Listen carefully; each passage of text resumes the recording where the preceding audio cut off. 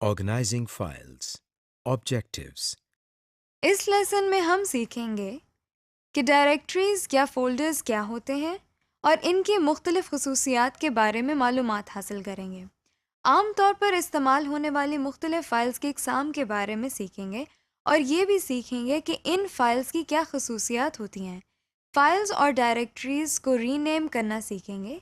हम ये भी सीखेंगे कि किसी फ़ाइल को किस तरह कॉपी करके किसी दूसरी जगह पर सेव किया जा सकता है और किसी फ़ाइल का बैकअप कैसे लिया जाता है, किसी फ़ाइल को किस तरह डिलीट किया जाता है और डिस्क को किस तरह फॉर्मेट किया जाता है और किसी गुमशुदा फ़ाइल को किस तरह सर्च किया जाता है। Directories, folders, attributes. अब हम देखते हैं कि हम एक नई डायरेक्टरी या फोल्डर किस तरह बना सकते हैं। इसके लिए हम सबसे पहले अपने डेस्कटॉप पर राइट क्लिक करते हैं। हमारे सामने एक लिस्ट आ गई है। इस लिस्ट में से हम न्यू पर अपना माउस ले जा रहे हैं, जैसा कि आप देख रहे हैं। इस नई आने वाली लिस्ट में आप बहुत से आइकॉन्स बने हुए देख सकते हैं। इस लिस्ट में सबसे ऊपर आप फोल्डर लिखा हुआ देख सकते हैं।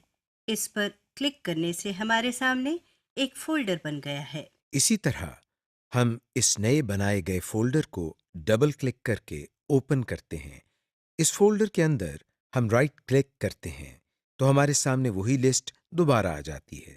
इस लिस्ट में से हम फिर से न्यू पर अपना माउस लेकर जाते हैं तो हमारे सामने वही आइकॉन्स वाली लिस्ट दोबारा आ जाती है। इस तरह हम एक फोल्डर के अंदर मजीद फोल्डर्स बना सकते हैं। अब हम किसी फोल्डर की प्रॉपर्टीज देखना सीखते हैं। सबसे पहले हम उस फोल्डर पर राइट क्लिक करते हैं।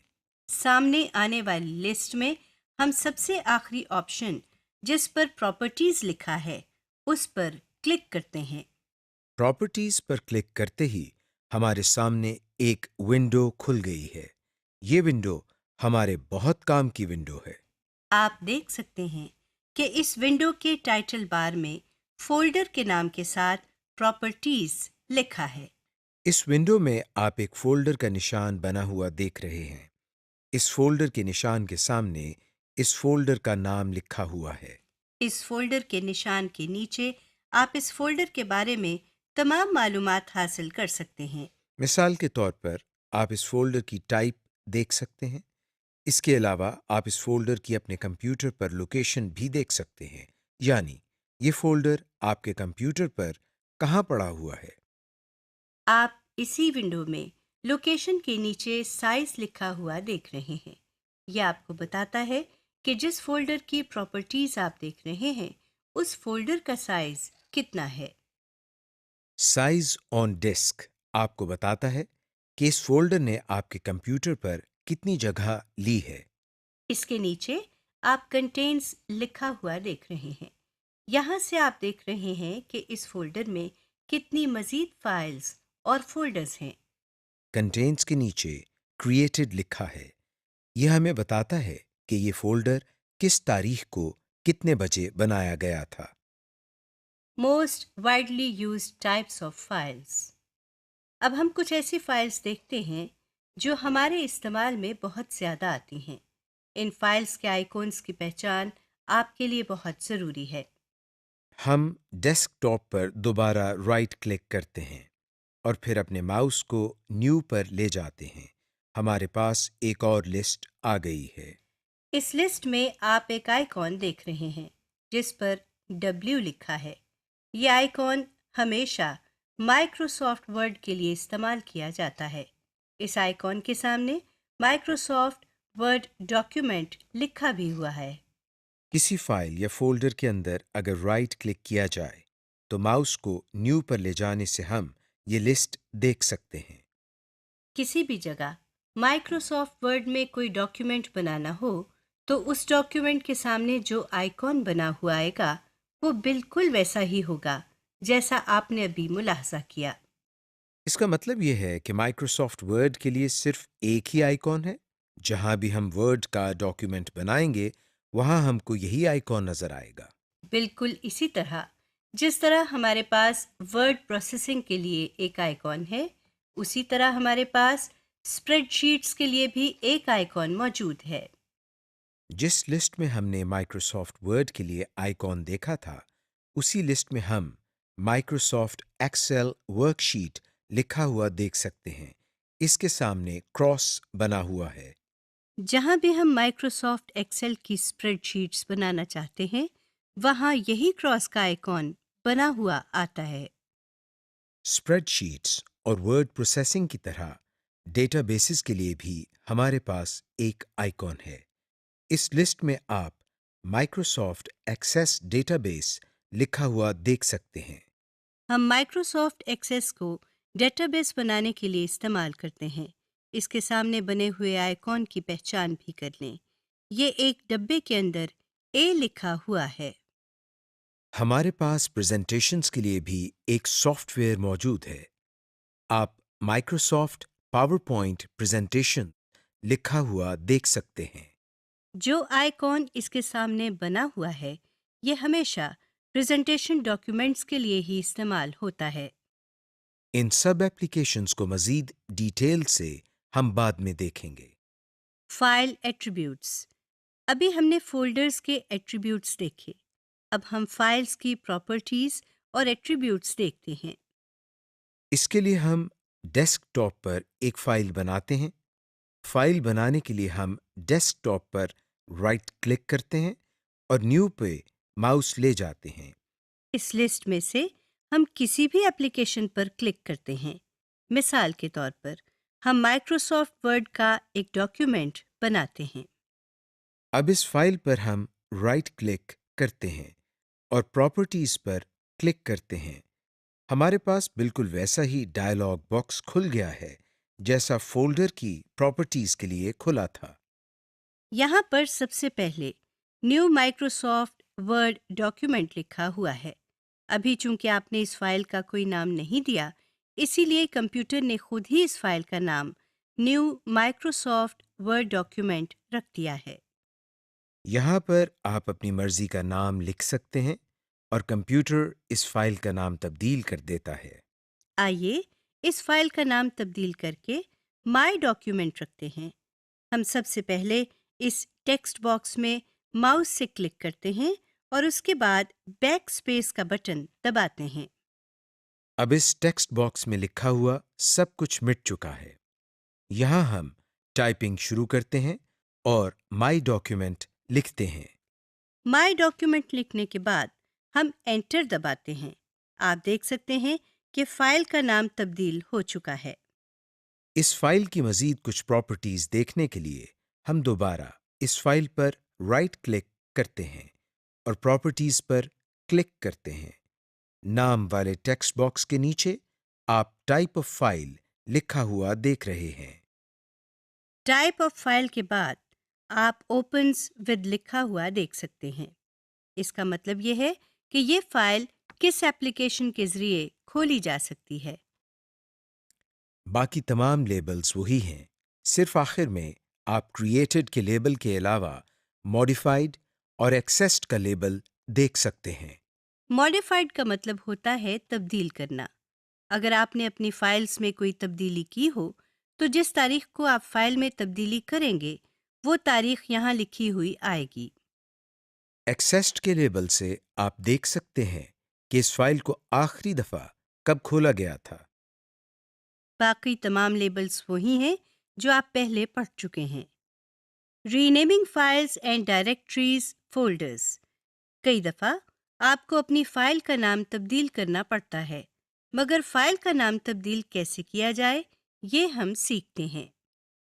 हमने अभी जो फाइल बनाई थी और जिसका नाम माई डॉक्यूमेंट रखा था, हम इसका नाम तब्दील करते हैं। इसके लिए हम इस फाइल पर राइट क्लिक करते हैं। अब इस मेन्यू में हम प्रॉपर्टीज के ऊपर मौजूद रीनेम वाले आइटम पर क्लिक करते हैं।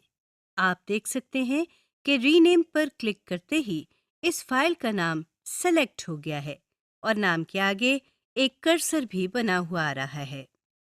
अब इस फाइल का जो भी नाम देना है वो यहाँ टाइप करते हैं।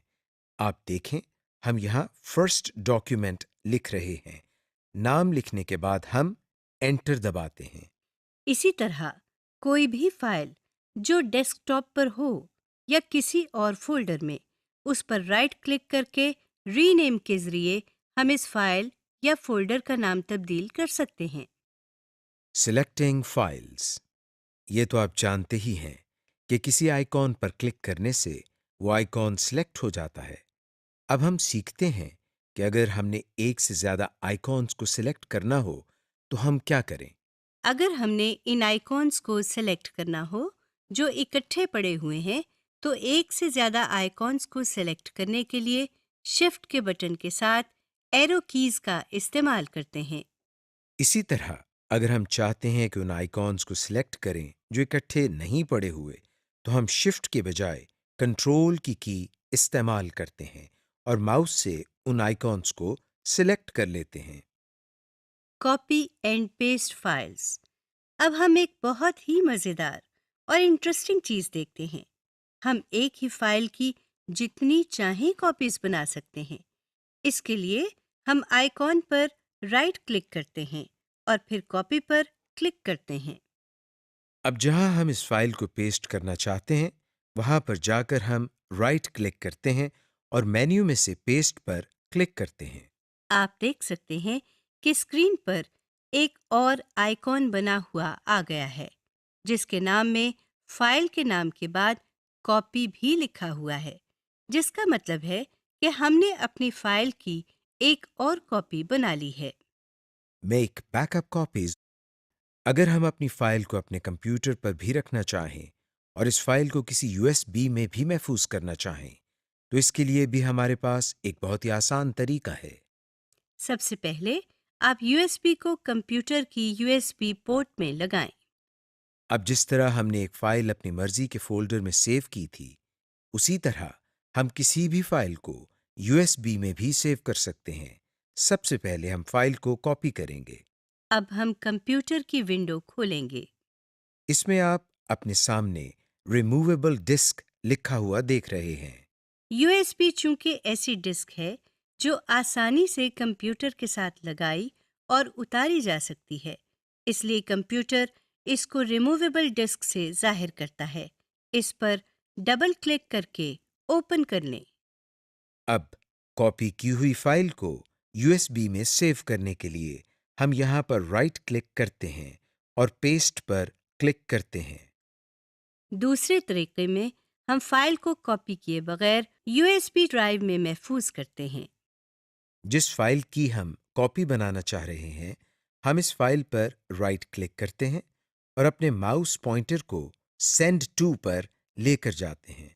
अब जो मेन्यू हमारे सामने है, उसमें हम रिमूवेबल डिस्क पर क्लिक करते हैं।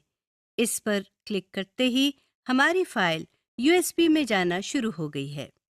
फाइल को कॉपी करने से हम एक ही फाइल को दो जगह महफूज कर सकते हैं। अगर हम चाहें कि हम अपनी फाइल को एक फोल्डर से निकालकर दूसरे फोल्डर में महफूज करना चाहें, तो हम फाइल को कॉपी करने के बजाय कट करते हैं। फाइल पर राइट क्लिक करके हम कट पर क्लिक कर रहे हैं। अब जहां इस फाइल को हम पेस्ट करना चाहते हैं, वहां जाकर हम पेस्ट पर क्लिक कर देते हैं। Delete files from folders. कई दफ़ा ये भी होता है कि आपके कंप्यूटर पर कोई ऐसी फ़ाइल पड़ी होती है जो आप मज़ीद इस्तेमाल नहीं करना चाहते और बेवजह आपके कंप्यूटर पर मेमोरी इस्तेमाल हो रही होती है। इसलिए आप उन फाइल्स को अपने कंप्यूटर से निकालना या डिलीट करना चाहते हैं। ऐसा करने के लिए हम क्या करते हैं, आइए देखते हैं। जिस फाइल को हम डिलीट करना चाह रहे हैं, इस पर राइट क्लिक करके हम डिलीट पर क्लिक करते हैं। डिलीट करते ही हमारे सामने एक मैसेज आता है, जिसमें कंप्यूटर हमसे पूछता है कि क्या हम वाकई फाइल को डिलीट करना चाहते हैं या नहीं। अगर हम यस पर क्लिक करें, तो फाइल हमारे फोल्डर से निकलकर रिसाइकिल बिन में चली जाती है, और अगर हम नो पर क्लिक करें, तो कंप्यूटर इस फाइल को डिलीट नहीं करता। इस वक्त हम यस पर क्लिक कर रहे हैं। फाइल को डिलीट करने के लिए हम उस पर सिंगल क्लिक करने के बाद कीबोर्ड से डिलीट का बटन भी दबा सकते हैं। जिस तरह हम एक फोल्डर में से किसी फाइल को डिलीट करते हैं, उसी तरह हम पूरे फोल्डर को भी डिलीट कर सकते हैं। फोल्डर पर राइट क्लिक करके हम डिलीट पर क्लिक करते हैं। कंप्यूटर एक दफ़ा फिर पूछता है कि क्या हम वाकई फाइल को डिलीट करना चाहते हैं या नहीं। हम यस पर क्लिक करते हैं क्योंकि हम इस फोल्डर को डिलीट करना चाहते हैं। फॉर्मेट ए ड्राइव। अब हम एक बहुत ही मुनफरिद और दिलचस्प काम सीखते हैं। ये तो आप जानते ही हैं कि यूएसबी क्या होती है। यूएसबी पर आप अपना किया हुआ काम महफूज करके कहीं भी ले जा सकते हैं। मगर ये भी तो हो सकता है कि आपकी यूएसबी पर जो काम आपने महफूज किया है उससे यूएसबी पूरी भर चुकी है और अब आपको उस महफूज किए हुए काम की ज़रूरत भी ना हो। इस तरह की सिचुएशन में आपको यूएसबी से डेटा को डिलीट करना पड़ता है या फिर यूएसबी फॉर्मेट करनी पड़ती है। आइए देखते हैं कि फॉर्मेट कैसे करना है। सबसे पहले हम अपनी यूएसबी को कंप्यूटर के साथ अटैच करते हैं। अब हम डेस्कटॉप पर बने हुए कंप्यूटर के आइकॉन पर डबल क्लिक करते हैं। आपके सामने जो विंडो आई है उसमें आप कुछ आइकॉन्स बने हुए देख सकते हैं। उनमें से एक आइकॉन पर रिमूवेबल डिस्क लिखा हुआ देख सकते हैं। इसी आइकॉन पर हम राइट क्लिक करते हैं। आप अपनी स्क्रीन पर एक मेन्यू देख सकते हैं। इस मेन्यू में एक फॉर्मेट का आइटम भी मौजूद है। हम इस आइटम पर क्लिक करते हैं। हमारे सामने एक छोटा सा डायलॉग बॉक्स आ गया है। इसमें कैपेसिटी के नीचे एक ड्रॉप डाउन मेन्यू है जहां से आप इस यूएसबी का साइज सेलेक्ट कर सकते हैं। अमूमन आपको साइज सिलेक्ट करने की जरूरत नहीं पड़ती। कंप्यूटर खुद ही सही साइज सिलेक्ट कर देता है। बाकी दोनों ड्रॉप डाउन मेन्यूज के बारे में हम बाद में आपको बताएंगे। वॉल्यूम लेबल के नीचे रिमूवेबल डिस्क लिखा हुआ है।